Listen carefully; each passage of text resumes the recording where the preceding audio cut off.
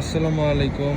চলুন আজকে আপনাদের ওয়াটার প্রুফিং মেমব্রেন কীভাবে লাগানো হয় সেটা শেয়ার করি।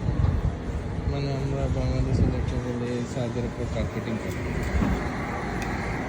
প্রথমে এখানে রাস্তায় যে পিচ দেওয়া হয় মানে বিটুমিন, প্রথমে হচ্ছে বিটুমিন দিয়ে দিচ্ছে যেটা আঠার মতো কাজ করে। তারপরে এই যে আমাদের মেমব্রেনগুলো রাখা আছে এখানে।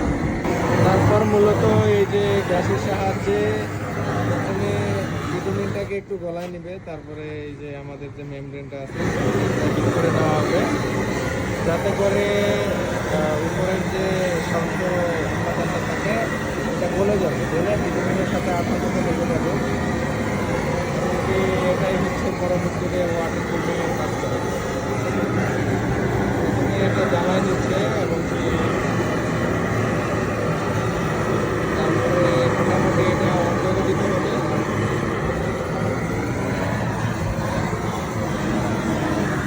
আস্তে করে বসাই দিবে।